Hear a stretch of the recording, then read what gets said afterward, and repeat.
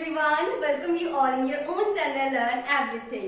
So ਅਸੀਂ ਕਰ ਰਹੇ ਹਾਂ ਆਰਗੈਨਿਕ ਕੈਮਿਸਟਰੀ ਜਿਹਦੇ ਵਿੱਚ ਮੈਂ ਤੁਹਾਨੂੰ ਕੱਲ ਅਸੀਂ ਆਰਗੈਨਿਕ ਕੈਮਿਸਟਰੀ ਦੇ ਟੌਪਿਕ ਸਟਾਰਟ ਕੀਤਾ ਸੀ ਪਿਊਰੀਫਿਕੇਸ਼ਨ ਆਫ ਦਾ ਆਰਗੈਨਿਕ ਕੰਪਾਊਂਡ ਜਿਹਦੇ ਵਿੱਚ ਆਪਾਂ ਕੱਲ ਕੁਝ ਮੈਥਡ ਪੜ੍ਹੇ ਸੀ ਕ੍ਰਿਸਟਲਾਈਜੇਸ਼ਨ, ਫਿਲਟ੍ਰੇਸ਼ਨ, ਸਬਲੀਮੇਸ਼ਨ। ਇਹ ਜਿਹੜੇ ਆਪਾਂ ਕੀਤੇ ਸੀ they are for the solid. ਅੱਜ ਜਿਹੜੇ ਆਪਾਂ ਕਰਾਂਗੇ ਮੈਥਡ ਆਫ ਪਿਊਰੀਫਿਕੇਸ਼ਨ ਆਫ ਲਿਕੁਇਡਸ ਕਰਾਂਗੇ। क्लियर ये भी साडे सिलेबस दे विच जो है अलग अलग मेंशनस है जिथे डिस्टिलेशन होना है वो वाला प्रोसेस आज आप फर्दर स्टडी करांगे। ओके सो शुरू करते हैं। नोट डाउन कर लो, बहुत ईजी है, बहुत ईजी वे नाल समझावांगी। जो मैं कल भी गल कही सी मेन आपां की नोट करना है एग्जांपल्स, ठीक है। एग्जांपल्स ते प्रिंसिपल किस प्रॉपर्टीज ते किस प्रिंसिपल ते बेस हैगा वो, ठीक है। जो भी मैं मैथड दस रही हूँ तो एग्जांपल्स यही पेपर ज्यादा इंपॉर्टेंट जो रोल प्ले करती हैं। सो आज का सारा टॉपिक है method of purification of liquids. नाल नाल नोट्स बना लियो, methods of purification of liquids, ठीक है जी। जिहदे विच आपां फर्स्ट जिहड़ा पढ़ांगे डिस्टिलेशन।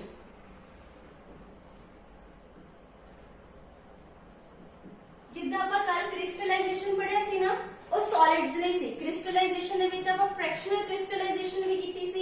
ਇਹਦੀ ਡਿਸਟਿਲੇਸ਼ਨ ਦੇ ਵਿੱਚ ਵੀ ਇੱਕ ਹੀ ਹੁੰਦੀ ਹੈ ਫ੍ਰੈਕਸ਼ਨਲ ਡਿਸਟਿਲੇਸ਼ਨ, ਠੀਕ ਹੈ ਜੀ। ਦੋਨੇ ਆਪਾਂ ਚੰਗੀ ਤਰ੍ਹਾਂ ਸਟੱਡੀ ਕਰਾਂਗੇ। ਫਸਟ ਆਫ ਆਲ ਜਿਹੜਾ ਆਪਾਂ ਡਿਸਟਿਲੇਸ਼ਨ ਬਾਰੇ ਗੱਲ ਕਰਾਂਗੇ, ਦੇਖੋ ਹੁੰਦਾ ਕੀ ਆ ਜਿਹੜਾ ਲਿਕੁਇਡ ਆ ਉਹ ਕਨਵਰਟ ਹੋ ਜਾਂਦਾ ਵੇਪਰ ਫੇਸ ਦੇ ਵਿੱਚ ਐਟ ਇਟਸ ਬੋਇਲਿੰਗ ਪੁਆਇੰਟ, ठीक है। देन वेपर ਜਿਹੜੇ ਆ ਵਾਪਸ ਕੰਡੈਂਸ ਹੋ ਕੇ ਕਿਹਦੇ ਵਿੱਚ ਕਿਸ ਫਾਰਮ ਚ ਆ ਜਾਂਦੇ ਆ ਲਿਕੁਇਡ ਦੇ ਵਿੱਚ, ਤੇ ਉਹਨੂੰ ਬੋਲਦੇ ਆਪਾਂ ਡਿਸਟਿਲੇਸ਼ਨ। ਜਦੋਂ ਲਿਕੁਇਡ ਕਿਸ ਕਨਵਰਟ ਹੁੰਦਾ vapour face at it's boiling point, ਤੇ ਵੇਪਰ ਵਾਪਸ ਕਿਸ ਕਨਵਰਟ ਹੋ ਜਾਂਦੀ ਹੈ ਲਿਕੁਇਡ ਦੇ ਵਿੱਚ ਕਨਵਰਟ ਹੋ ਜਾਂਦੇ ਆ। ਇਸ ਪ੍ਰੋਸੈਸ ਨੂੰ ਆਪਾਂ ਕੀ ਬੋਲਦੇ ਆ ਡਿਸਟਿਲੇਸ਼ਨ। ਹੁਣ ਦੇਖੋ ਇਹਦੇ ਵਿੱਚ ਕੋਈ ਪ੍ਰਿੰਸੀਪਲ ਵੀ ਲੱਗਦਾ ਹੋਵੇਗਾ, ਕੀ ਪ੍ਰਿੰਸੀਪਲ ਹੈਗਾ ਉਹ ਦੇਖੋ। ਹੁਣ ਮੈਂ ਬਾਅਦ ਫਿਰ ਬਾਰ-ਬਾਰ ਐਕਸਪਲੇਨ ਕਰ ਦਾਂਗੀ, ਪਹਿਲਾਂ ਨੋਟ डाउन ਕਰ ਲਓ ਨਾਲ। ਇਹਦੇ ਵਿੱਚ ਦੋ ਚੀਜ਼ਾਂ ਹੋ ਰਹੀਆਂ, ਇਵੈਪੋਰੇਸ਼ਨ ਹੋ ਰਹੀ ਲਿਕੁਇਡ ਦੀ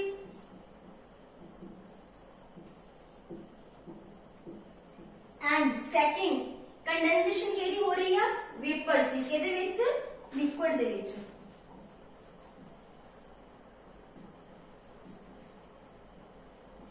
ਦੇਖੋ ਇਹਨੂੰ ਆਪਾਂ ਇੱਕ ਵਾਰੀ ਤੇ, ਕਿਉਂਕਿ ਕਈ ਵਾਰੀ ਕੀ ਹੁੰਦਾ ਨਾ पेपर दे विच जस्ट जिहड़ी पूरी स्टेटमेंट दे दी जाती है, पूछा जाता है कि केड़ा प्रोसैस है ना, तो सानू इसलिए क्लियर होना चाहिए।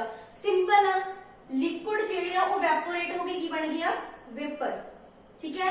ते वेपर वापस कंडेंस होके की बन गया लिक्विड दे विच, ठीक है। मतलब दो चीज़ां हो रही हैं, लिक्विड वैपोरेट होके वेपर, ते वेपर वापस कंडेंस होके किस फॉर्म जा रहे लिक्विड फॉर्म दे विच। इस प्रोसैस नूं आपां की कह दिता डिस्टिलेशन। सिंपल हैगा, ठीक है। इनको ਆਪਾਂ ਕਹਿੰਦੇ ਸਿੰਪਲ ਡਿਸਟਿਲੇਸ਼ਨ, ਠੀਕ ਹੈ। ਫ੍ਰੈਕਸ਼ਨਲ ਆਪਾਂ ਬਾਅਦ ਪੜਾਂਗੇ। ਸਿੰਪਲ ਡਿਸਟਿਲੇਸ਼ਨ ਜਿਹਦੇ ਵਿੱਚ ਆਪਾਂ ਕੁਝ ਇਹਦੀਆਂ ਐਗਜ਼ਾਮਪਲਸ ਵੀ ਦੇਖਣੀਆਂ ਆ। ਜਦ ਤੱਕ ਤੁਸੀਂ ਇਹ ਨੋਟ ਕਰ ਲਓ, ਫਿਰ ਇਹਦੇ ਵਿੱਚ ਜੋ ਮੇਨ ਆਬਜੈਕਟਸ ਆ ਸਿੰਪਲ ਡਿਸਟਿਲੇਸ਼ਨ ਦੇ ਜੋ ਸਾਡੀ +2 ਦੀ ਬੁੱਕ 'ਚ ਮੈਂਸ਼ਨ ਵੀ ਹੈਗੇ ਉਹ ਆਪਾਂ ਦੇਖਾਂਗੇ। ਇਹ ਕੀ ਕਰਦਾ ਦੇਖੋ, ਹੈ ਇਹ ਲਿਕੁਇਡਸ ਲਈ ਆ, ਕਿਹਦੇ ਲਈ ਆ लिक्विड्स ले। ये वॉलेटाइल लिक्विड नु नॉन वॉलेटाइल इंप्योरिटीज को की करता है सेपरेट करता। लिख लो separate volatile liquid. Volatile liquid पता ना जेड़ा उड़ जाएगा फ्रॉम नॉन वॉलेटाइल इंप्योरिटीज।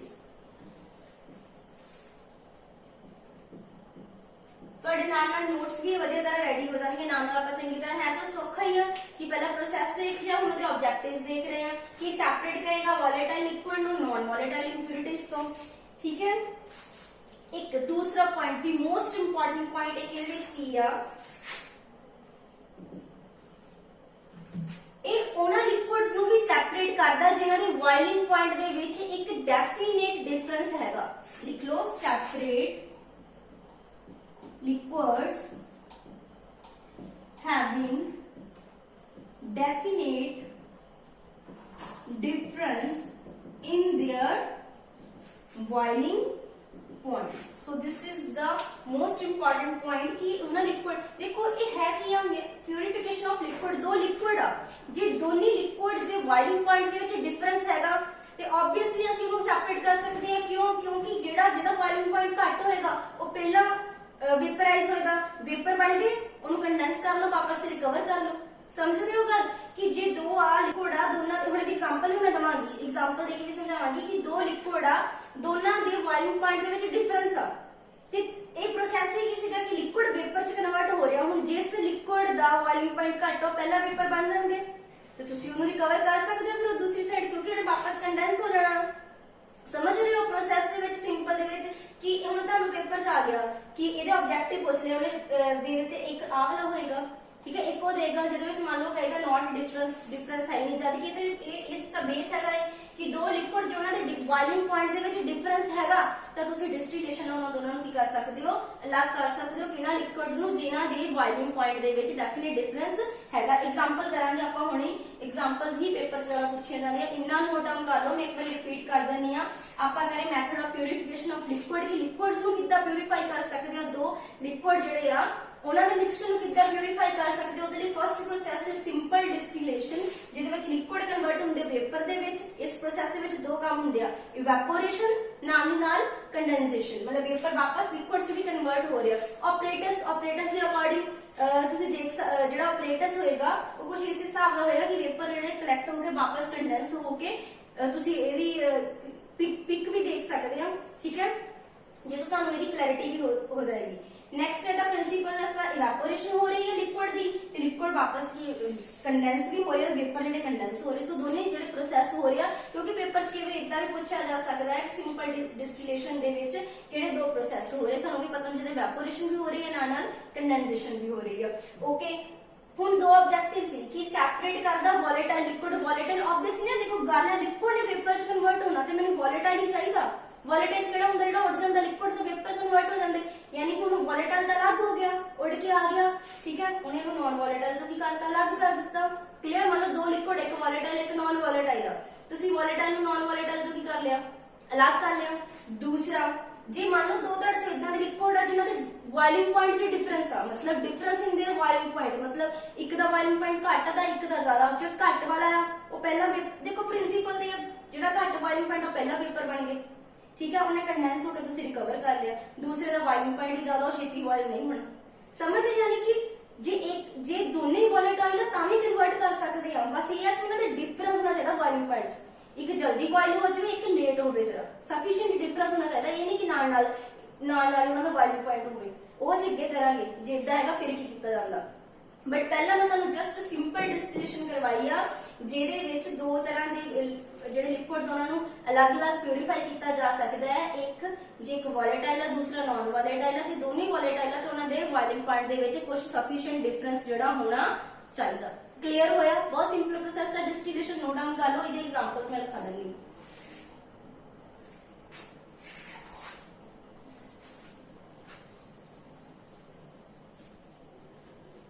ਇਹ ਐਗਜ਼ਾਮਪਲਸ ਨੋਟ ਡਾਊਨ ਕਰੋ ਸਿੰਪਲ ਦੇ ਲਈ ਫਰਸਟ ਇਜ਼ ਤੁਹਾਡੇ ਕੋਲ ਕਲੋਰੋਫਾਰਮ ਆ पेपर ना एग्जांपल दी ਹੁਣ ਦੇਖੋ ਮੈਂ ਤੁਹਾਨੂੰ ਦੱਸਾਂਗੀ ਐਗਜ਼ਾਮਪਲ ਨੂੰ ਕੋਈ ਰੱਟਾ ਲਗਾਉਣ ਦੀ ਲੋੜ ਨਹੀਂ ਹੈ ਕਿ ਜਿਹਨਾਂ ਨੇ ਬੋਇਲਿੰਗ ਪੁਆਇੰਟ ਦਿੱਤਾ ਜਿਹਦੇ ਵਿੱਚ ਦਿੱਤਾ ਬੋਇਲਿੰਗ ਪੁਆਇੰਟ ਹੈਗਾ 334 ਕੈਲਵਿਨ ਐਂਡ ਇਹਨੂੰ ਤੁਸੀਂ ਲੱਗ ਕਰਨਾ ਐਨਾਲਾਈਨ ਤੋਂ ਠੀਕ ਹੈ ਜਿਹਦਾ ਬੋਇਲਿੰਗ ਪੁਆਇੰਟ ਹੈਗਾ 457 ਕੈਲਵਿਨ ਹੈਗਾ ਨਾ ਸਫੀਸ਼ੀਐਂਟ ਡਿਫਰੈਂਸ ਇਹਨਾਂ ਦੇ ਬੋਇਲਿੰਗ ਪੁਆਇੰਟ ਚੋਂ ਤੇ ਕੀ ਹੋਏਗਾ ਕਿ ਆਪਾਂ ਲੱਗ ਕਰ ਸਕਦੇ ਇਸ ਮੈਥਡ ਨਾਲ ਸਿੰਪਲ ਡਿਸਟਿਲੇਸ਼ਨ ਨਾਲ ਕਰ ਸਕਦੇ ਕਿਉਂਕਿ ਬੋਇਲਿੰਗ ਪੁਆਇੰਟ 'ਚ ਬਹੁਤ ਡਿਫਰੈਂਸ ਆ ਇਹ ਜਲਦੀ ਰਿਕਵਰ ਹੋ ਜਾਣਾ ਇਹ ਪਹਿਲਾਂ ਵੋਲੇਟਾਈਲ ਦਾ ਜਲਦੀ ਬੋਇਲਿੰਗ ਪੁਆਇੰਟ ਦਾ ਰੀਚ ਹੋਏਗਾ ਜਲਦੀ ਲਿਕੁਇਡ ਤੋਂ ਵੇਪਰ 'ਚ ਕਨਵਰਟ ਹੋ ਜਾਏਗਾ ਸਮਝਦੇ ਹੋ ਸੋ ਇਹ ਇੱਕ ਤਾਂ ਇਹ ਐਗਜ਼ਾਮਪਲ ਹੈਗੀ ਅਸੀਂ ਕਲੋਰੋਫਾਰਮ ਤੇ ਐਨਾਲਾਈਨ ਨੂੰ ਅਲੱਗ ਕਰ ਸਕਦੇ ਹਾਂ ਹੋ ਸਕਦਾ ਪੇਪਰ 'ਚ ਬੋਇਲਿੰਗ ਪੁਆਇੰਟ ਨਾ ਦੇਣ ਤਾਂ ਥੋੜਾ ਇਹਨਾਂ ਨੂੰ ਯਾਦ ਵੀ ਰੱਖ ਲਿਓ ਦਿਮਾਗ ਦੇ ਵਿੱਚ ਦੂਸਰਾ ਹੈ ਈਥਰ ਐਂਡ ਟੋਲਿਨ ਜਿਹਦਾ ਬੋਇਲਿੰਗ ਪੁਆਇੰਟ ਹੈ ਸਾਡੇ ਕੋਲ 308 ਕੈਲਵਿਨ ਐਂਡ ਇਹਨੂੰ ਆਪਾਂ ਕਰ ਸਕਦੇ ਹਾਂ ਟੋਲਿਨ ਪਤਾ ਨਾ ਬੈਂਜ਼ੀਨ ਦੇ ਉੱਪਰ CH3 ਈਥਰ ਤਾਂ ਤੁਹਾਨੂੰ ਪਤਾ ਹੀ ਹੈ ਜਲਦੀ ਉੱਡ ਜਾਂਦਾ ਉਦਾਂ ਵੀ ਇਹਨਾਂ ਦੇ ਬੋਇਲਿੰਗ ਪੁਆਇੰਟ ਸਫੀਸ਼ੀਐਂਟ ਡਿਫਰੈਂਸ ਹੈ ਸੋ ਅਸੀਂ ਇਹਨਾਂ ਨੂੰ ਵੀ ਲੱਗ ਕਰ ਸਕਦੇ ਹਾਂ ਈਜ਼ੀ ਆ ਨਾ ਤੀਸਰਾ ਦੇਖੋ तीन एग्जांपल है सिंपल डिस्टिलेशन लिया बेंजीन एंड एनालिन बेंजीन जिसका बॉइलिंग पॉइंट है 353 केल्विन एंड एनिलीन ਜਿਹਦਾ ਬੋਇਲਿੰਗ ਪੁਆਇੰਟ ਕਿੰਨਾ ਹੈ 457 ਕੈਲਵਿਨ। ਕਲੀਅਰ ਹੈ ਤੁਹਾਨੂੰ? ਤਿੰਨ ਐਗਜ਼ਾਮਪਲ ਦੇਖੋ, क्लोरोफॉर्म ਦੇ ਨਾਲ एनिलीन ਤੇ बेंजीन ਦੇ ਨਾਲ एनिलीन। ਇੱਕ ਤਾਂ एग्जांपल हो गई, ਇੱਕ बची ईथर ਦੇ ਨਾਲ टॉल्यून। ठीक है जी, क्लोरोफॉर्म ਦੇ ਨਾਲ एनिलीन, बेंजीन ਦੇ ਨਾਲ एनिलीन। ठीक है, देखो ਇਹਨਾਂ ਦੇ ਕਰ ਲਓ A B C, ਇਹ A ਹੋ ਗਿਆ, ਇੱਕ ਵਾਰੀ ਦੇ ਨਾਲ B ਆ, ਇੱਕ ਵਾਰੀ ਦੇ ਨਾਲ C ਹੈ, ਯਾਨੀ A एनिलीन है, ਇੱਕ वारी ਦੇ ਨਾਲ बेंजीन, ਇੱਕ ਵਾਰੀ ਦੇ ਨਾਲ क्लोरोफॉर्म। ये याद हो गया, ये सिंपल डिस्टिलेशन है, सिंपल है एबीसी, सिंपल एज एबीसी। ठीक है, सोचा भी याद कर सकते हो एबीसी सिंपल। ठीक है, सिंपल डिस्टिलेशन ना अलग कर सकते हैं। उस तो बाद ईटी इन्हें याद है एबीसी, डी ਨੂੰ ਛੱਡ ਦੋ, ई देन टी ਤੁਸੀਂ ईथर ਤੇ टॉल्यून ਨੂੰ भी अलग कर सकते हो। क्लियर? सो एग्जांपल्स नोट डाउन करो, देन ਅਸੀਂ अगला करते हैं फ्रैक्शनल डिस्टिलेशन।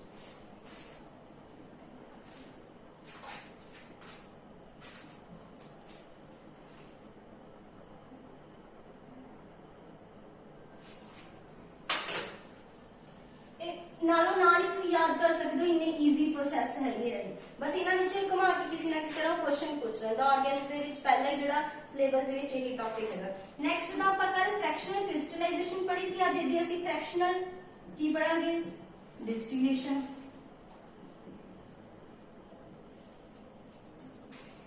हुण देखो ਇਹਦੇ ਵਿੱਚ ਵੀ ਆਪਾਂ ਸੈਪਰੇਟ ਹੀ ਕਰਨਾ ਦੋ ਲਿਕੁਇਡਸ ਨੂੰ, ਕਿਉਂਕਿ ਇਹ ਮੈਥਡਸ ਹੈਗੇ ਆਫ ਦਾ ਪਿਊਰੀਫਿਕੇਸ਼ਨ ਆਫ ਲਿਕੁਇਡਸ। दो लिक्विड आपस में घुले पे है। ठीक है, सैपरेट करना, ये कह लो प्यूरिफाई करना। ठीक है जी, सैपरेट करना दो मिजिबल लिक्विड्स नु जेड़े की जिन्हां दा बॉइलिंग पॉइंट एक दूजे दे बहुत क्लोज आ, जिन्हां दा बॉइलिंग पॉइंट एक दूजे दे बहुत क्लोज आ। जेड़ी सिंपल डिस्टिलेशन में पढ़ाई ਉਹਦੇ ਵਿੱਚ ਕੀ ਸੀ कि सफिशिएंट डिफरेंस होना चाहिए ਸੀ ਦੋਨਾਂ ਦੇ बॉइलिंग पॉइंट्स ਦੇ ਵਿੱਚ। ਕਿਹਾ ਸੀ ਨਾ कि ਇੱਕ ਦਾ बॉइलिंग पॉइंट ਘੱਟ ਹੋਵੇ, ਦੂਸਰੇ ਦਾ ਫਿਰ ਕੁਝ ਕੁ ਜ਼ਿਆਦਾ ਹੋਵੇ, ਕਿ ਘੱਟ ਵਾਲਾ ਪਹਿਲਾਂ ਉੱਡ ਜਾਵੇ ਤੇ ਫਿਰ ਦੂਸਰਾ ਬਾਅਦ ਚ ਅਸੀਂ ਦੋਨਾਂ ਨੂੰ ਅਲੱਗ ਕਰ ਲਿਆ इदा सी। बट ये कदों लगता, मान लो तुहाडे कोल इदां दे दो लिक्विड आपस में मिक्स हो गए जिन्हां दा बॉइलिंग पॉइंट बहुत क्लोज है एक दूसरे दे, फिर आपां की यूज करते हैं फ्रैक्शनल डिस्टिलेशन। की यूज करते हैं फ्रैक्शनल डिस्टिलेशन। लिखवा दूं थोड़ा, तुसीं आप पंजाबी च भी लिख लियो नाल, अपने जिहदा नोट्स बनाने आ ये च आपां सैपरेट करते हैं। ठीक है, the component of two mixture of liquid mixture केदा है दो लिक्विड्स का ऑफ टू और मोर, उस तो ज्यादा भी हो सकते हैं मिजिबल, मतलब जेडे आपस में घुले हुए आ liquids having have the different boiling points, but एक दूसरे के क्लोज आ, मतलब ज्यादा डिफरेंस नहीं हैगा, है डिफरेंट बॉइलिंग पॉइंट्स आ, different boiling points close to each. ठीक है जी, मतलब कि उन्हां दी बॉइलिंग पॉइंट दोनों च खास डिफरेंस नहीं हैगा। मेरे कहने का मतलब यह कि दोनों दी बॉइलिंग पॉइंट काफी एक दूसरे के क्लोज आ। जो इदां दा कोई लिक्विड आपस में घुल गया उन्हां नूं तुसीं प्यूरीफाई करना, अलग करना, फिर आपां किहड़ा मैथड यूज करना फ्रिक्शनल डिस्टिलेशन। हुण जे तुहानूं प्रोसेस क्लीयर हो जाणगे तां फिर क्वेश्चन जिद्दां मर्जी आ जावे तुसीं कर देना। समझदे हो ना कि आपां थोड़ा ना बरीकी च समझ रहे हैं, जो मेन आ वो तो कर रहे हैं, नाल उस प्रोसेस नूं भी समझ रहे हैं। अच्छा, तो फिर इहदे लई किदां दा ऑपरेटर्स यूज करांगे?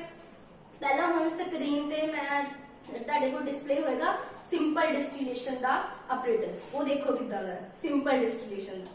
ठीक है, वो ਤੁਹਾਡੇ ਕੋਲ स्क्रीन ਤੇ डिस्प्ले हो रहा, देखो सिंपल डिस्टिलेशन ਦਾ ਕਿਦਾਂ ਦਾ ਕਿ ਕਿਦਾਂ ਉਹਦੇ ਵਿੱਚ ਵੇਪਰ ਬਣੇ, ਫਿਰ ਕੰਡੈਂਸ ਕਿਦਾਂ ਹੋ ਰਿਹਾ।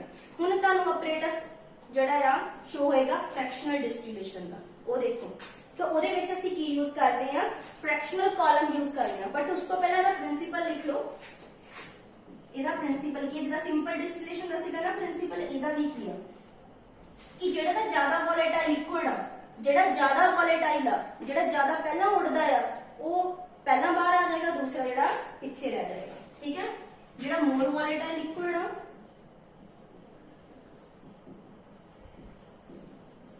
वो डिस्टिल्ड हो जाएगा पहला। ठीक है, वो फर्स्ट डिस्टिल्ड आउट हो जाएगा, आप लिख लियो, दूसरा बाद होएगा। क्लियर? ये एग्जांपल जो है साडे कोल वो है एसीटोन। ठीक है, जिहदा बॉइलिंग पॉइंट है 56 degree Celsius and benzene AB। ਉੱਥੇ AB ਦਾ ਕਨੈਕਸ਼ਨ ਕਿਹਦਾ ਸੀ? C ਨਾਲ ਸੀ, याद हो गया ਤੁਹਾਨੂੰ। ਸਿੰਪਲ ਦੇ ਵਿੱਚ एनालीन ਦੇ ਨਾਲ बेंजीन ਸੀ ਤੇ एनालीन एसिटिलीन दे नाल क्लोरोफिल सी। हुण एसीटोन ते बेंजीन आ गया, बेंजीन दा 80.1 डिग्री सेल्सियस यानी कि 60-80 कुछ इन्ना डिफरेंस नहीं हैगा।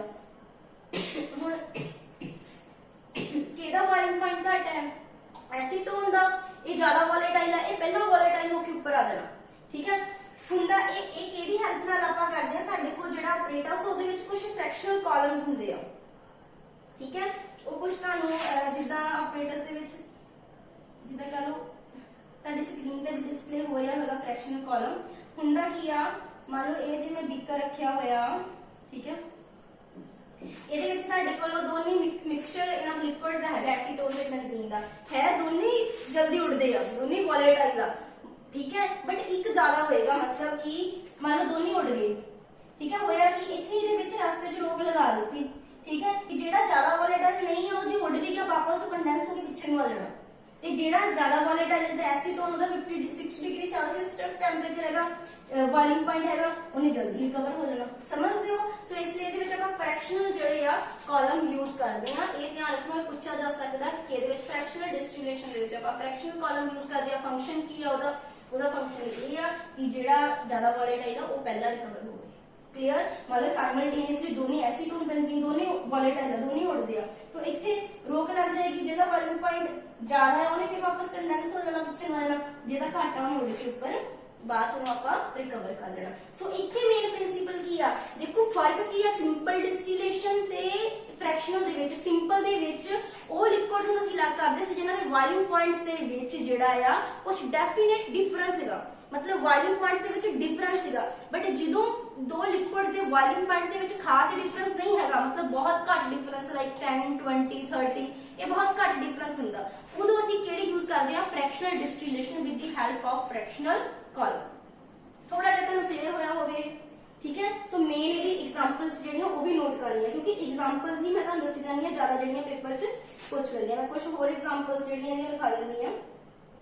एक तो होगा साडे को एसीटोन एंड एक हो लिख लो, साडी बुक दे विच एग्जांपल्स मेंशन है, ये वाला नोट डाउन कर लेना। समझा भी दिता, बहुत ज्यादा इजी सीगा कि उन्हां लिया जिन्हां दे बॉइलिंग पॉइंट एक दूसरे दे की है बहुत क्लोज, उन्हां दे जे बॉइलिंग पॉइंट च डिफरेंस होवे फिर सिंपल डिस्टिलेशन, बट जिथे बॉइलिंग पॉइंट एक क्लोज होता उत्थे नहीं ना यूज होनी, उत्थे सानू आ वाली फ्रैक्शनल वाली यूज करनी पैनी। एक एग्जांपल और लिख लो, एसीटोन केल्विन च मैं लिखा दूंगी दैट बॉइलिंग पॉइंट, ਇਹਦਾ ਬੋਇਲਿੰਗ ਪੁਆਇੰਟ ਕੈਲਵਿਨ ਹੈ 330 ਕੈਲਵਿਨ। ਨਾਲੇ ਇਹ ਔਖੇ ਨਹੀਂ ਹੁੰਦੀਆਂ ਐਗਜ਼ਾਮਪਲਸ, ਇਹਨਾਂ ਨੂੰ ਬਾਰ-ਬਾਰ ਦੇਖੋਗੇ ਨਾ ਯਾਦ ਹੋ ਜਾਂਦੀਆਂ, ਇੰਨਾ ਔਖਾ ਨਹੀਂ ਹੈ, ਤੁਸੀਂ ਬਸ ਇਹੀ ਮੰਨ ਕੇ ਚੱਲਣਾ ਕਿ ਬਹੁਤ ਸੌਖਾ ਹੈ। ਪੇਪਰ ਤੁਹਾਡਾ ਕੋਈ ਸਬਜੈਕਟਿਵ ਥੋੜੀ ਨਾ ਹੋਣਾ ਆ, ਪੇਪਰ ਤੁਹਾਡਾ ਆਬਜੈਕਟਿਵ ਹੋਣਾ, ਤੇ ਜੇ ਸਾਨੂੰ ਬਾਰ-ਬਾਰ ਇਹ ਚੀਜ਼ਾਂ ਨੂੰ 2-3 ਵਾਰੀ ਦੇਖਿਆ ਹੋਵੇ ਨਾ ਪੇਪਰ 'ਚ ਆਰਾਮ ਨਾਲ ਹੋ ਜਾਂਦੀਆਂ, ਆਰਾਮ ਦੇ ਨਾਲ। ਬਸ ਕਈ ਵਾਰੀ ਕੀ ਹੁੰਦਾ ਆਪਾਂ ਦੇਖਦੇ ਆ ਅੱਛਾ ਇੰਨੀਆਂ ਜ਼ਿਆਦਾ ਐਗਜ਼ਾਮਪਲ ਅਸੀਂ ਕਿੱਦਾਂ ਕਰੀਏ, कई बार दिमाग चलता अपना दिमाग, अपने दिमाग में जिदा तुसी रिस्पांस दे दिता ना, मतलब आप कहते जिदा डाटा फीड किया उदा दी आउटपुट आती, जो तुसी इहनूं पहले ही कह दिता ना अच्छा यार ये तो बढ़िया एग्जांपल्स होणियां नहीं, तो इन्हें उदा इन्फॉर्मेशन रिसीव करनी, इन्हें कहना कॉपी बंद करो, ठीक है। बट आपां नहीं करनी, आपां हमेशा ही कहना ईजी है, मैं कर लेना, मैं कर सकदा, पहला काम तुहाडा, पहला तुसी ये नहीं कहना कि ठीक है यार मैं कर सकदा, ईजी है। हिम्मत ना हारनी, आपां एग्जांपल्स लिखो, तुसी यकीन मनो जो 4-5 बार इन्होंने देखते हो ना, ਤੁਹਾਡੇ सामने ऑब्जेक्टिव वाइज क्वेश्चन लिया वा मैं, तुम आराम ना करोगे, हर कोई आराम ना कर सकता है, ठीक है। सो इन्ना माइंड का साडा साफ हो गया है, इन्ना पढ़ के, ठीक है, सारिਆਂ ਦਾ साइंस के स्टूडेंट ही है सारे, ठीक है। एंड मिथाइल अल्कोहल ਇਹਦਾ ਬੋਇਲਿੰਗ ਪੁਆਇੰਟ ਜਿਹੜਾ ਹੈਗਾ ਉਹ ਹੈਗਾ 338 ਕੈਲਵਿਨ। ਤੁਸੀਂ ਦੱਸੋ ਹੁਣ ਦੋਨਾਂ ਦੇ ਲੱਗ ਗਿਆ, ਇਹ 330 ਹੈ, ਇਹ 338 ਆ, ਦੋਨੇ फटाफट ਇਹ ਤਾਂ ਵੋਲੇਟਾਈਲ ਆ, ਦੋਨੇ ਬੋਇਲ ਕਰ ਜਾਣੇ ਆ ਸਾਈਮਲਟੇਨੀਅਸਲੀ, ਦੋਨੇ ਨੇ ਉਡਣ ਲੱਗ ਪੈਣਾ ਆ। ਬਟ ਇਹ ਵਾਲਾ ਪਹਿਲਾਂ ਹੋਏਗਾ। फ्रैक्शनल कॉलम ਆਪਾਂ ਕਿਉਂ ਯੂਜ਼ ਕੀਤੇ ਸੀਗੇ ਕਿ ਜਿਹਦਾ ਘੱਟ ਬੋਇਲਿੰਗ ਪੁਆਇੰਟ ਆ ਉਹ ਉੱਡ ਕੇ ਉੱਪਰ ਆ ਜਾਵੇ, ਜਿਹਦਾ ਇੰਨਾ ਨਹੀਂ ਹੈਗਾ ਉਹ ਫਿਰ ਵੀ ਜੇ ਦੋਨੇ ਇਕੱਠੇ ਵੀ ਵੈਪੋਰੇਟ ਹੋਣ ਲੱਗ ਪਏ ਆ, ਤੇ फ्रैक्शनल कॉलम ਦੀ ਜਿਹੜੀ ਇੱਥੇ ਆਪਾਂ फ्रैक्शनल कॉलम ਜਿਹੜੇ ਅਲੱਗ-ਅਲੱਗ ਲਗਾਏ ਸੀਗੇ, ਠੀਕ ਹੈ, ਤੇ ਉਹ ਜਿਹੜੇ ਵਾਪਸ ਪਿੱਛੇ ਨੂੰ ਇਹਨੂੰ ਪਿੱਛੇ ਨੂੰ ਭੇਜ ਦੇਣਗੇ। ਸੋ ਇਦਾਂ ਅਸੀਂ ਇਦਾਂ ਦੀ ਜਿਹਨਾਂ ਦਾ ਬੋਇਲਿੰਗ ਪੁਆਇੰਟ ਬਹੁਤ ਲਾਗੇ ਉਹਨਾਂ ਨੂੰ ਅਲੱਗ कर सकते हैं। एंड जेडे एक होर बहुत इंपॉर्टेंट एप्लीकेशन है ਇਹਦੀ, ਜਿਹੜੇ क्रूड ऑयल ਹੁੰਦੇ ਆ ਨਾ पेट्रोलियम इंडस्ट्री ਦੇ ਵਿੱਚ, ਉਹਨਾਂ ਨੂੰ ਵੀ ਅਲੱਗ ਕਰਨ ਲਈ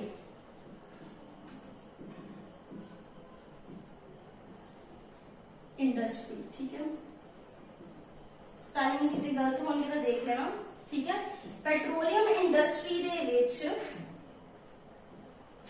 क्रूड ऑयल ਨੂੰ ਅਲੱਗ ਕਰਨ ਲਈ ਵੀ ਆਪਾਂ ਇਹੀ ਪ੍ਰੋਸੈਸ ਯੂਜ਼ ਕਰਦੇ ਆ ਫ੍ਰੈਕਸ਼ਨਲ ਡਿਸਟਿਲੇਸ਼ਨ ਦਾ ਕਿਉਂਕਿ ਉਹਨਾਂ ਦਾ ਵੀ ਬੋਇਲਿੰਗ ਪੁਆਇੰਟ ਇੱਕ ਦੂਜੇ ਦੇ ਲਾਗੇ ਹੁੰਦਾ ਉੱਥੇ ਅਸੀਂ ਫ੍ਰੈਕਸ਼ਨਲ ਕਾਲਮਸ ਦੀ ਹੈਲਪ ਦੇ ਨਾਲ ਫ੍ਰੈਕਸ਼ਨਲ ਡਿਸਟਿਲੇਸ਼ਨ ਕਰਕੇ ਉਹਨਾਂ ਨੂੰ ਅਲੱਗ-ਅਲੱਗ ਆਇਲਸ ਨੂੰ ਅਲੱਗ-ਅਲੱਗ ਰਿਸੀਵ ਕਰ ਲੈਣਾ ਲਿਕੁਇਡਸ ਨੂੰ ਆਪਾਂ ਪਿਊਰੀਫਾਈ ਲਿਕੁਇਡ ਨੂੰ ਕਰਨਾ ਨਾ ਉਹ ਸਾਰੇ ਲਿਕੁਇਡਸ ਨੂੰ ਆਪਾਂ ਕਰ ਸਕਦੇ ਐਗਜ਼ਾਮਪਲ ਹੋ ਗਿਆ ਐਸੀਟੋਨ ਬੈਂਜ਼ੀਨ ਇਹਦੇ ਨਾਲ BH ਅਗੇਨ ਇਹਦੇ ਨਾਲ M ਠੀਕ ਹੈ ਐਸੀਟੋਨ ਦੇ ਨਾਲ ਇੱਕ ਵਾਰੀ ਬੈਂਜ਼ੀਨ ਆ ਠੀਕ ਹੈ ਇਹਦੇ ਨਾਲ ਇਸ ਟਾਈਮ ਕੀ ਆ MB कौन MB ओके सो इन याद रखना MB याद रखना BM याद रखना ठीक है साढ़े तो BM होंगे ने ठीक है ब्लॉक मेंटर्स सो समटाइम याद नहीं रहता BM ਇਹਦੇ ਨਾਲ ਕੀ ਆ ਗਿਆ BM सो नेक्स्ट करते हैं ਆਪਾਂ ਅੱਜ ਅਸੀਂ ਇਹਨੂੰ डिस्टिलेशन ਨੂੰ ही पढ़ना है ठीक है नेक्स्ट ਜਿਹੜੇ डिस्टिलेशन ਆ ਆਪਣੇ ਕੋਲ है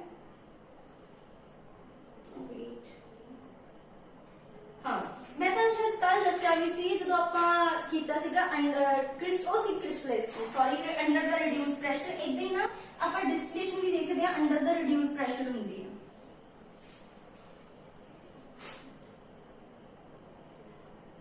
ਪਹਿਲਾਂ ਇਹ ਐਗਜ਼ਾਮਪਲਸ ਜਿਹੜੀਆਂ ਉਹ ਧਿਆਨ ਨਾਲ ਦੇਖਣੀਆਂ ਆ ਲਿਖੋ एक होंगी साडे कोल उस तो पहले देखो एक स्टीम डिस्टिलेशन भी होंगी मतलब उत्थे ਅਸੀਂ डायरेक्ट हीट नहीं करते थ्रू द स्टीम करते हैं ठीक है जिदा एग्जांपल है ऑर्थोनाइट्रोफिनॉल ये बहुत इंपॉर्टेंट एग्जांपल है मतलब पेपर च एक्सपेक्ट की जा सकती है एंड पैरा नाइट्रोफिनॉल क्योंकि +2 च ना ये क्वेश्चन भी बनता है बहुत ज्यादा important orthonitrophenol and para nitrophenol ortho ਦੇ ਵਿੱਚ ਕੀ ਹੁੰਦਾ ਜਿੱਦਾਂ ऑर्थोनाइट्रोफिनॉल ਤੁਸੀਂ ਦੇਖੋਗੇ ਉਹ ਕੁਝ ਤੁਹਾਨੂੰ ਇਸ ਤਰ੍ਹਾਂ ਦੇਖੇਗਾ ਤੇ ਇੱਥੇ ਇਹਨਾਂ 'ਚ ਹਾਈਡਰੋਜਨ ਬੌਂਡਿੰਗ ਹੋ ਜਾਣੀ ਠੀਕ ਹੈ ਜੇ ਹਾਈਡਰੋਜਨ ਬੌਂਡਿੰਗ ਹੋ ਗਈ ਤਾਂ ਇਹ ਜਲਦੀ ਜਿਹੜਾ ਉੱਡ ਜਾਏਗਾ ਕਿ ਨਹੀਂ ਉੜੇਗਾ ਜਦੋਂ ਬੌਂਡਿੰਗ ਹੋ ਗਈ ਤਾਂ ਇਹ ਜਲਦੀ ਨਹੀਂ ਉੜੇਗਾ ਸੋ ਪੈਰਾ ਦੇ ਵਿੱਚ ਕੀ ਹੁੰਦਾ ਆ ਉਹ ਇੰਨੀ ਹਾਈਡਰੋਜਨ ਬੌਂਡਿੰਗ ਨਹੀਂ ਕਰ ਪਾਉਂਦਾ ਜਿਸ ਕਰਕੇ ਜਿਹੜਾ ਆ ਪੈਰਾ ਆ ਉਹ ਪਹਿਲਾਂ ਉੜ ਜਾਂਦਾ ਹੈ ਠੀਕ ਹੈ ਇਹ ਪਹਿਲਾਂ ਉੜ ਜਾਏਗਾ ਇਹ ਵਾਲਾ ਲੇਟ ਉਡੇਗਾ ਸੋ ਸਟੀਮ ਡਿਸਟਿਲੇਸ਼ਨ ਦੀ ਹੈਲਪ ਨਾਲ ਅਸੀਂ ऑर्थोनाइट्रोफिनॉल ਤੇ पैरानाइट्रोफिनॉल ਨੂੰ ਅਲੱਗ ਕਰ ਸਕਦੇ ਹਾਂ क्लियर सो ਇਹ ਮੇਨ ਐਗਜ਼ਾਮਪਲਸ ਆ ਅਸੀਂ ਜੇ ਕੋਈ ਹੋਰ ਐਗਜ਼ਾਮਪਲ ਉਹ ਵੀ ਦੇਖ ਲੈਂਦੇ ਆ ਪਰ ਤੁਸੀਂ ਹਾਂ ਇਹਦੇ ਵਿੱਚ ਇੱਕ ਹੋਰ ਐਗਜ਼ਾਮਪਲ ਹੈ ਹਾਂ ਸੌਰੀ ਇੱਕ ਇਹਦੇ ਵਿੱਚ ਮੈਂ ਮਿਸਟੇਕ ਕਰ ਗਈ ऑर्थोनाइट्रोफिनॉल ਜ਼ਿਆਦਾ ਵੋਲੇਟਾਈਲ ਹੁੰਦਾ सॉरी ये नोट डाउन कर लियो मोर वॉलेटाइल है ये लेस वॉलेटाइल है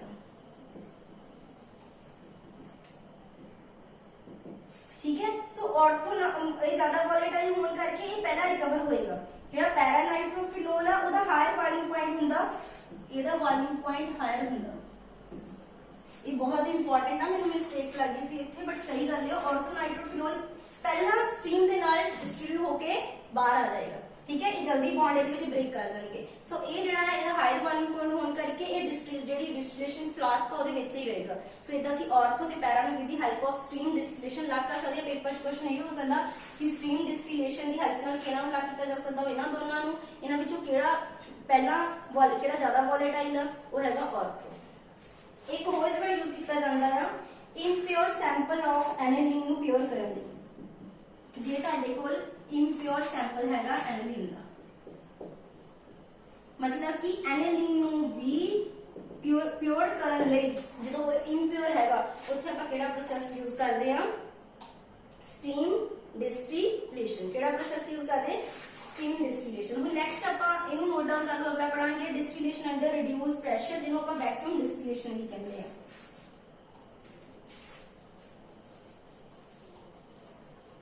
इंपॉर्टेंट जस्ट जेड़ा दी मोस्ट इंपॉर्टेंट आप वही कर रहे हैं ठीक है नेक्स्ट है जी वैक्यूम डिस्टिलेशन ये दो नाम आ एक तानु वैक्यूम डिस्टिलेशन कहते हैं एक कहते हैं डिस्टिलेशन अंडर रिड्यूस्ड प्रेशर मतलब प्रेशर को ऊपर रिड्यूस कराने डिस्टिलेशन अंडर रिड्यूस्ड प्रेशर मतलब प्रेशर ਨੂੰ ਆਪਾਂ ਰਿਡਿਊਸ ਕਰਵਾ ਕੇ ਡਿਸਟਿਲੇਸ਼ਨ ਕਰਾਣੀ ਹੈ ਹੁਣ ਇਹ ਕਿੱਥੇ ਹੁੰਦਾ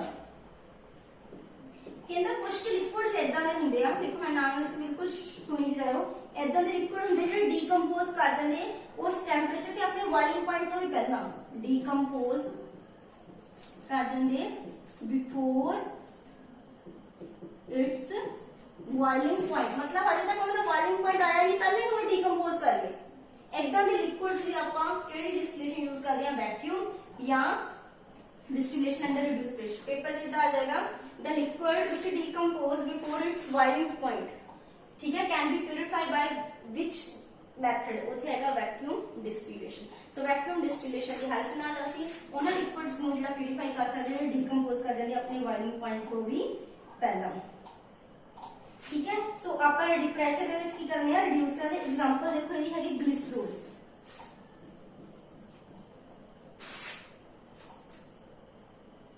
ਇਹ ਕੀ ਕਰਦਾ ਆ, ਗਲਿਸਰੋਲ ਜਿਹੜਾ ਆ ਉਹ ਬੋਇਲ ਕਰਦਾ ਆ with decomposition at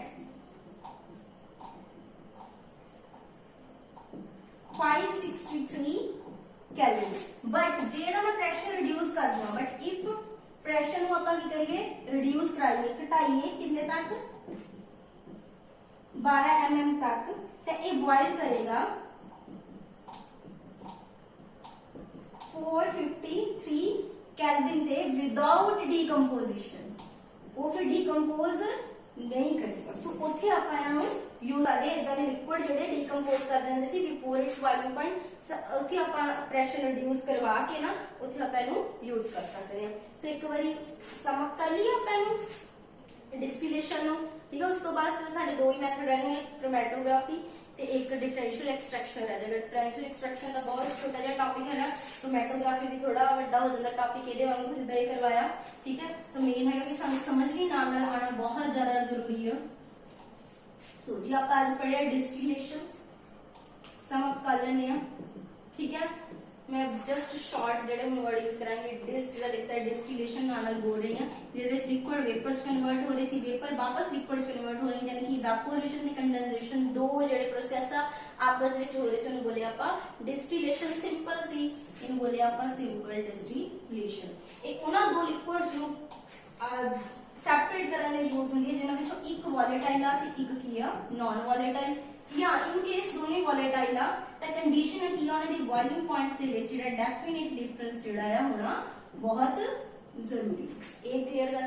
in case ਕੁਝ ਇਦਾਂ ਦੇ ਲਿਕੁਇਡ, ਐਗਜ਼ਾਮਪਲ ਸੌਰੀ ABC ਐਸੀਟੋ, ਇੱਕ ਆ ਗਿਆ ਸੀ ਐਨਿਲੀਨ ਦੇ ਨਾਲ ਬੈਂਜ਼ੀਨ, ਇੱਕ ਐਨਿਲੀਨ ਦੇ ਨਾਲ ਕਲੋਰੋਫੋਰਮ, ਇਹੀ ਸੀਗਾ ਨਾ, ਕਲੀਅਰ ਕਰ ਲਈ ਇੱਕ ਵਾਰੀ। ਕਿ ਮੰਨ ਲਓ ਇਦਾਂ ਦੇ ਲਿਕੁਇਡ ਆ ਗਏ ਦੋ ਜਿਨ੍ਹਾਂ ਦੀ ਬੋਇਲਿੰਗ ਪੁਆਇੰਟ ਬਹੁਤ ਕਲੋਜ਼ ਹੈ ਇੱਕ ਦੂਸਰੇ ਦੇ, ठीक है, बहुत क्लोज आ, ਉੱਥੇ ਆ ਗਈ फ्रैक्शनल डिस्टिलेशन, ठीक है। ਉੱਥੇ ਕੀ ਆ ਗਈ, फ्रैक्शनल डिस्टिलेशन। ਉਹ ਕਿੱਥੇ ਯੂਜ਼ ਹੁੰਦੀ, ਜਿਹੜੇ ਬੋਇਲਿੰਗ ਪੁਆਇੰਟ ਇੱਕ ਦੂਜੇ ਦੇ ਕੀ ਹੁੰਦੇ ਬਹੁਤ ਕਲੋਜ਼, ਇੱਥੇ ਆਪਾਂ फ्रैक्शनल ਕਾਲਮ ਯੂਜ਼ ਕਰਦੇ ਆ। फ्रैक्शन ਕਾਲਮ ਦੀ ਹੈਲਪ ਦੇ ਨਾਲ ਕੀ ਹੁੰਦਾ ਸੀਗਾ ਕਿ ਇੱਕ ਜਿਹੜਾ ਹੈ ਜ਼ਿਆਦਾ ਵੋਲੇਟਾਈਲ ਸੀਗਾ, ਪਹਿਲਾਂ ਉੱਡ ਕੇ ਆ ਜਾਂਦਾ ਸੀਗਾ, ਠੀਕ ਹੈ। ਜਿਹੜਾ ਘੱਟ ਵੋਲੇਟਾਈਲ ਆ ਉਹ फ्रैक्शन ਦੀ ਹੈਲਪ ਨਾਲ ਵਾਪਸ ਉਹ ਪਿੱਛੇ ਭੇਜ ਦਿੰਦਾ ਸੀ, ਤਾਂ ਕਿ ਸਾਡੇ ਕੋਲ ਜ਼ਿਆਦਾ ਵੋਲੇਟਾਈਲ ਉਹ ਪਹਿਲਾਂ ਰਿਕਵਰ ਹੋ ਸਕੇ। ਫਿਰ ਐਸੀਟੋਨ ਦੇ ਨਾਲ ਆਪਾਂ ਬੈਂਜ਼ੀਨ ਦੀ ਗੱਲ ਕੀਤੀ ਸੀ, ਹੈਨਾ, ਤੇ ਐਸੀਟੋਨ ਦੇ ਨਾਲ ਮਿਥਾਈਲ ਅਲਕੋਹਲ ਸੀਗਾ, ਠੀਕ ਹੈ। ਇਹਦੇ ਨਾਲ ਉੱਥੇ ਕੀਤਾ ਹੀ ਆਪਾਂ BMA ਯਾਦ ਕੀਤਾ ਸੀਗਾ। ਫਿਰ ਉਸ ਤੋਂ ਬਾਅਦ ਸਟੀਮ ਡਿਸਟਿਲੇਸ਼ਨ, ਆਰਥੋ ਨਾਈਟ੍ਰੋਫਿਨੋਲ ਤੇ ਪੈਰਾ ਨਾਈਟ੍ਰੋਫਿਨੋਲ। ਇਹਨਾਂ ਦੇ ਕੇਸ ਵਿੱਚ ਯੂਜ਼ ਹੁੰਦਾ, ਜਿਹੜਾ ਆਰਥੋ ਜਿਹੜਾ ਜ਼ਿਆਦਾ ਵੋਲੇਟਾਈਲ ਹੁੰਦਾ ਪਹਿਲਾਂ ਰਿਕਵਰ ਹੋ ਜਾਂਦਾ, ਪੈਰਾ ਬਾਅਦ, ਇਹਦੇ ਵਿੱਚ ਆਪਾਂ ਸਟੀਮ ਦਾ ਯੂਜ਼ ਕਰਦੇ ਹਾਂ। ਉਸ ਤੋਂ ਬਾਅਦ ਲਾਸਟ ਸੀ ਵੈਕਿਊਮ ਡਿਸਟਿਲੇਸ਼ਨ। ਮੰਨ ਲਓ ਇਦਾਂ ਦੇ ਕੁਝ ਲਿਕੁਇਡ ਆਪਣੇ ਬੋਇਲਿੰਗ ਪੁਆਇੰਟ ਤੋਂ ਪਹਿਲਾਂ ਡੀਕੰਪੋਜ਼ ਕਰਦੇ, ਉੱਥੇ ਆਪਾਂ ਪ੍ਰੈਸ਼ਰ ਨੂੰ ਰਿਡਿਊਸ ਕਰਵਾ ਕੇ ਨਾ ਤੇ ਉਹਨਾਂ ਨੂੰ ਵਿਦਆਊਟ ਡੀਕੰਪੋਜੀਸ਼ਨ ਜਿਹੜਾ ਆ ਉਹ obtain ਕਰ ਸਕਦੇ ਹਾਂ। ਕਲੀਅਰ ਆ ਅੱਜ ਦਾ ਟੌਪਿਕ ਤੁਹਾਨੂੰ ਜੋ ਆਪਾਂ ਪੜਿਆ ਕਿ ਮੈਥਡ ਆਫ ਪਿਊਰੀਫਿਕੇਸ਼ਨ ਆਫ ਲਿਕੁਇਡਸ, ਕਿ ਲਿਕੁਇਡਸ ਨੂੰ ਕਿੱਦਾਂ ਪਿਊਰੀਫਾਈ ਕਰਦੇ ਆ। ਇਹ ਮੈਥਡਸ ਅੱਗੇ ਕੰਟੀਨਿਊ ਰਹਿਣਗੇ, ਮਤਲਬ ਇਹ ਟੌਪਿਕ ਅੱਗੇ ਕੰਟੀਨਿਊ ਰਹੇਗਾ ਨੈਕਸਟ ਵੀਡੀਓ ਦੇ ਵਿੱਚ। ਹਾਂ, ਕੁਝ ਕੁਐਸਚਨ ਸੀਗੇ, ਜਿੱਦਾਂ ਬਹੁਤ ਸਾਰੇ ਜਾਣੇ ਕਹਿ ਰਹੇ ਸੀ ਕਿ ਮੈਥ ਦੀ ਤਿਆਰੀ ਕਰਾਓ। ਦੇਖੋ ਫਿਲਹਾਲ ਲਈ ਮੈਥ ਦੀ ਤਾਂ ਮੈਂ ਤਾਂ ਦੋ ਦਿਨ ਗੱਲ ਕੀਤੀ ਸੀਗੀ ਕਿ ਮਟੀਰੀਅਲ ਦੀ ਗੱਲ ਕਰ ਰਹੀ ਸੀ, ਕਾਫੀ ਅਵੇਲੇਬਲ ਵੀ ਹੈ।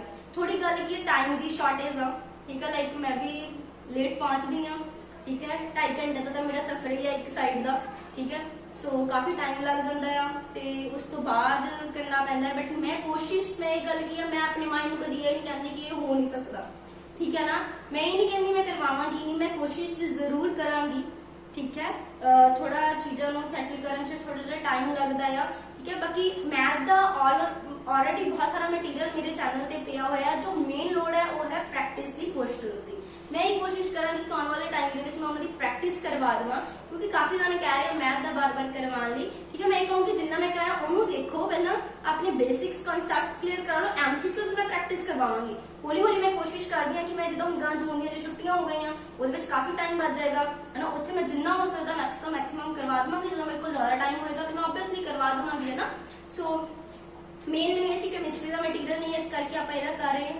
ठीक है, सो ਇਹਨਾਂ ਨੂੰ ਚੰਗੀ ਤਰ੍ਹਾਂ ਨਾਲ ਹੀ ਕਰੀ ਜਾਓ। ਇੱਕ ਹੋਰ ਸੀ ਕਈ ਇਹ ਕਹਿੰਦੇ ਵੀ ਕੁਐਸਚਨ ਹੁੰਦਾ ਕਿ ਵੈਕੈਂਸੀਜ਼ ਹੁਣ ਕਦੋਂ ਆਣੀਆਂ। ਦੇਖੋ ਪਹਿਲਾਂ ਮੈਨੂੰ ਇਹ ਦੱਸੋ ਤੁਹਾਡੀ ਫੁੱਲ ਤਿਆਰੀ ਹੈਗੀ? ਮੇਰੇ ਕੋਲ ਕੁਐਸਚਨ ਫੁੱਲ ਤਿਆਰੀ ਹੈਗੀ? ਜੇ ਫੁੱਲ ਤਿਆਰੀ ਹੈਗੀ ਆ ਦੈਨ ਇਸ ਚੀਜ਼ ਬਾਰੇ ਸੋਚੋ। ਜੇ ਤੁਹਾਡੀ ਫੁੱਲ ਤਿਆਰੀ ਨਹੀਂ ਹੈਗੀ ਨਾ ਤੇ ਇਸ ਚੀਜ਼ ਨੂੰ ਸੋਚਣਾ ਭੁੱਲ ਜਾਓ ਕਿ ਵੈਕੈਂਸੀਜ਼ ਕਦੋਂ ਆਣੀਆਂ। ਆਪਣੀ ਤਿਆਰੀ ਤਾਂ ਪਹਿਲਾਂ ਕਰਕੇ ਬੈਠੋ ਨਾ। ਤੁਹਾਡੀ ਫੁੱਲ ਤੁਸੀਂ ਪਤਾ ਹੈ ਕਿ ਪੇਪਰ ਦੇ ਲਾਗੇ ਘੱਟੋ ਘੱਟ ਤੁਹਾਡੀ ਪੇਪਰ ਤੱਕ ਰਿਵੀਜ਼ਨ ਹੋਈ ਹੋਣੀ ਚਾਹੀਦੀ ਹੈ 5-6 ਵਾਰੀ। ठीक है, ਤੁਹਾਨੂੰ ਕੀ ਲੱਗਦਾ ਹੁਣ ਗਾਂ ਕੰਪੀਟੀਸ਼ਨ ਬਹੁਤ ਜ਼ਿਆਦਾ ਹੋ ਰਿਹਾ, ਕੰਪੀਟੀਸ਼ਨ ਘਟ ਨਹੀਂ ਰਿਹਾ।